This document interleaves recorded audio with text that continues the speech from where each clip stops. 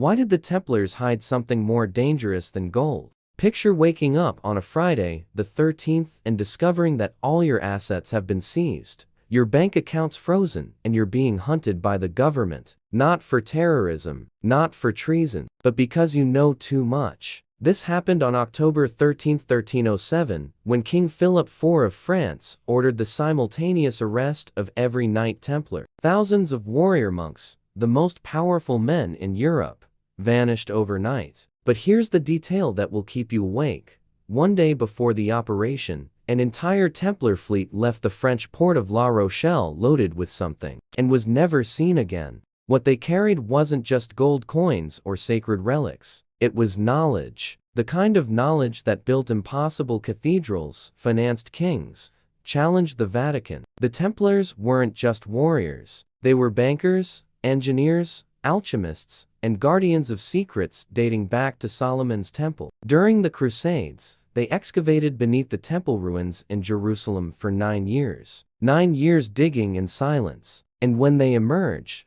they were different. Richer, more powerful, untouchable. The most disturbing theory suggests they found manuscripts contradicting the official Christian narrative. Texts revealing truths about Jesus, about Mary Magdalene, about the construction of reality itself as we know it. Gnostic knowledge that transformed ordinary men into architects of destiny. But knowledge without wisdom is like giving a nuclear weapon to a child, and perhaps the Templars learned this too late. Here enters Power Law 3, conceal your intentions. The Templars mastered this law. They operated in absolute secrecy, hiding their true mission behind the facade of faith. Defenders. But hidden power attracts envy and paranoia. Philip IV wasn't just jealous of Templar wealth. He feared what they knew. And a king's fear is more dangerous than his greed. The Templar curse began the day Jacques de Molay, the last Grand Master, was burned alive. As flames consumed his flesh, he screamed a prophecy. Philip and Pope Clement would die within a year. Both died exactly as predicted. Coincidence? Maybe. Or perhaps it's the consequence of messing with forces you don't fully comprehend. Practical action. Identify a secret you protect very carefully. Now ask, does this secret give you power or imprison you? The Templars had knowledge, but it became their cage. Learn to differentiate secrets that build from secrets that destroy. Write down this reflection and keep it where only you can see. The truth is, the Templar treasure might not be physical. It could be a methodology, way of thinking, a system of mental and spiritual control. And if that's the case, it still exists. Fragmented, hidden in symbols, in rituals, in secret societies operating to this day. The question isn't where the treasure is. It's, would you be prepared to carry it? If you feel ready to explore deeper into this labyrinth of power and curse, drop the word knowledge in the comments. Like this video and subscribe to the channel, because this journey is just beginning. How the Templars' sacred geometry controlled kings and popes. Have you ever noticed that Europe's great Gothic cathedrals seem to follow a mathematical pattern impossible for their era? Notre Dame, Chartres, Amiens, all built or financed by the Templars, all with proportions that defy medieval engineering. The exact height, the arches, the stained glass position to capture light at specific angles. They weren't just temples, they were machines, consciousness machines. The Templars mastered sacred geometry, not the kind you learn in school, but Hermetic geometry, the secret language of the universe. They knew certain shapes and proportions affect the human mind in subtle yet profound ways. A hall built with the golden ratio makes you feel small, reverent, controllable. They literally constructed buildings that programmed behavior. And this isn't conspiracy theory, it's psychological architecture, and the Templars were masters of it. But here's the dark part. This knowledge came from somewhere. During their excavations in Jerusalem, they allegedly found the original blueprints of Solomon's temple, which according to Jewish legends was built with divine knowledge. Solomon wasn't just a king, he was a magician, alchemist, controller of demons according to the medieval grimoire, Key of Solomon. The Templars discovered this cosmic blueprint and used it to build a financial empire rivaling entire nations. They invented modern banking, created the first letters of credit, allowing pilgrims to deposit money in one country and withdraw in another. Brilliant, but also dangerous, because whoever controls money flow controls kings, controls wars, controls destinies. Philip IV owed a fortune to the Templars, so he did what tyrants always do, destroyed his creditors and kept the debt. Power Law 15. Crush your enemy totally. Philip understood this law perfectly. It wasn't enough to arrest the Templars. He needed to annihilate them completely,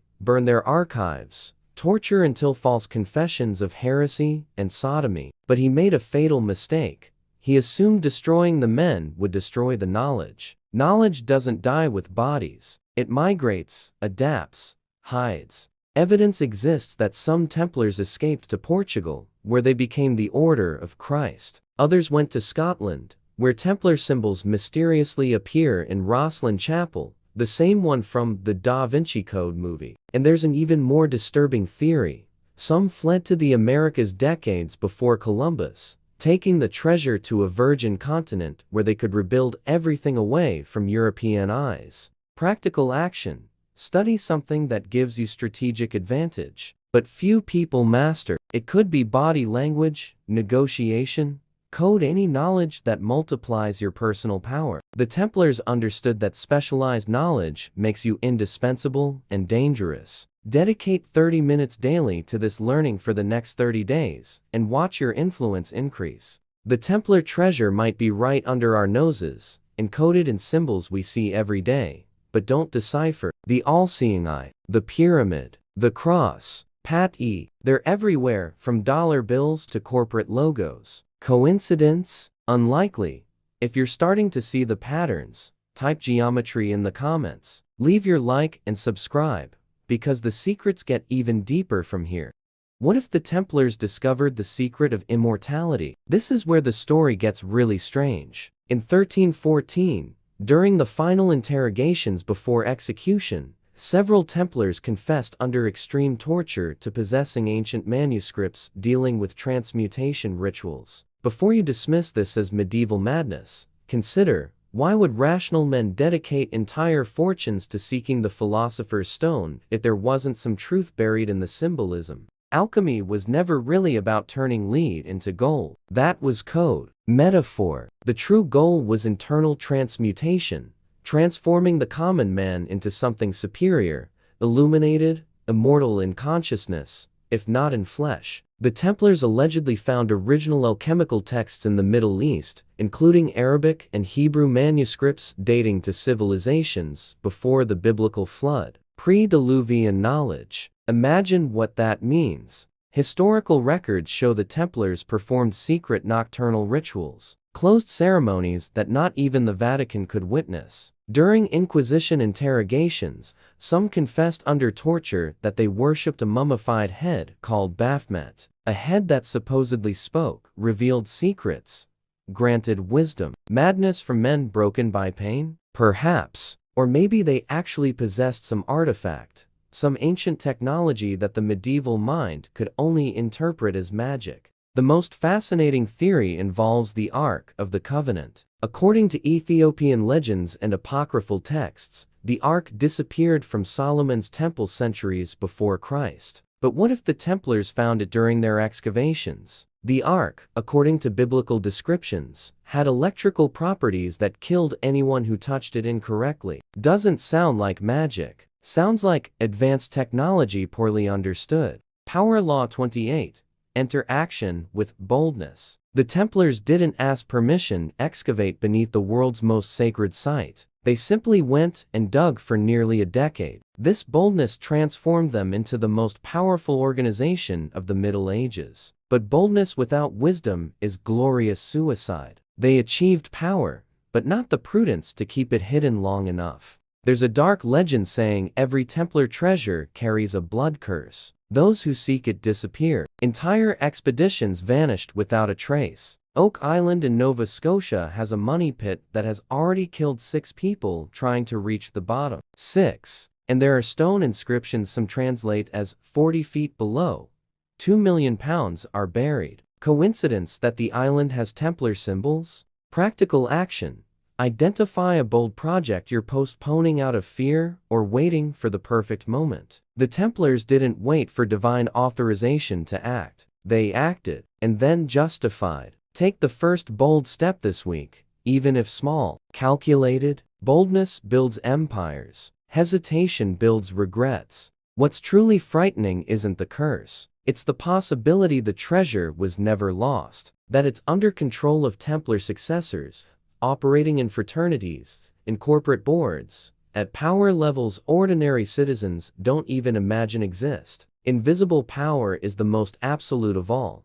If this revelation left you unsettled, write boldness in the comments. Like this video and subscribe to the channel, because the final part will connect all the dots in a way you don't expect. Why do modern secret societies still hunt the Templar treasure? Official history says the Templars were extinct in 1312, when Pope Clement V dissolved the order. But organizations with this level of power, knowledge, and resources don't simply disappear. They transform, change names, operate in shadows. And there's disturbing evidence this is exactly what happened. The Freemasons officially emerged in 1717 in England, but their rituals and symbols are suspiciously identical to the Templars. The cross patty, Solomon's Temple, initiation degrees based on progressive secrets. Coincidence? Freemasonry denies official connection, but internal documents from 18th century Scottish lodges explicitly mention being heirs of the Templar tradition. More interesting still,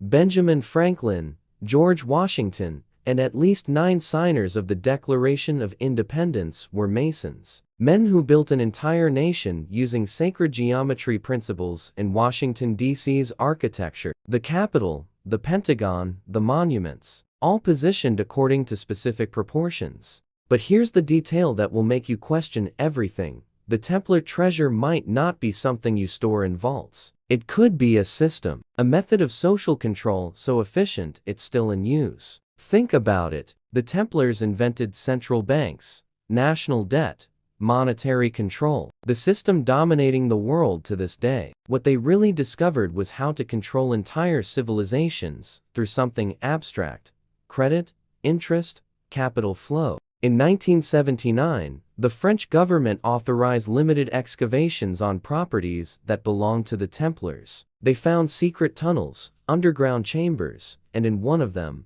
walls covered with symbols mixing Hebrew, Arabic, and Latin in a hybrid language nobody could fully decipher. The findings were classified and sealed again. Why? What was there that couldn't be public knowledge? Power Law 38: think as you like, but behave like others. The Templars fatally violated this law. They became too visible, too powerful, too different. They attracted Philip's mortal envy and the Vatican's paranoia. If they had kept a low profile, perhaps they would still exist openly. The lesson is clear.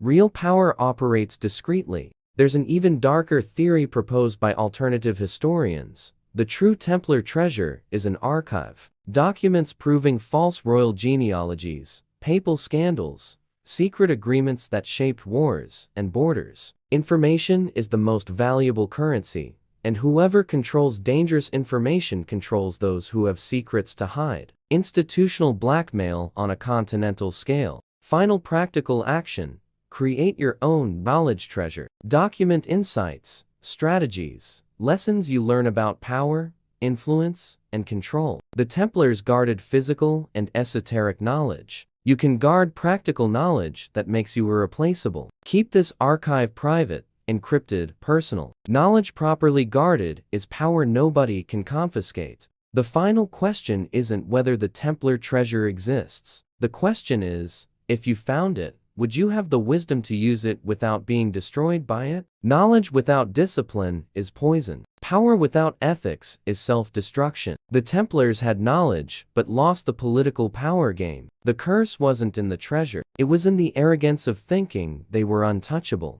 Maybe the greatest secret is this: the treasure was never meant to be found. It was meant to be understood, and only those who understand the difference between having power and being consumed by it deserve to unravel the mystery. If you made it this far, you're ready to go deeper. Type wisdom in the comments, leave your like, subscribe to the channel, and share this video with someone who needs to awaken to these hidden truths. The journey continues for those who have the courage to see.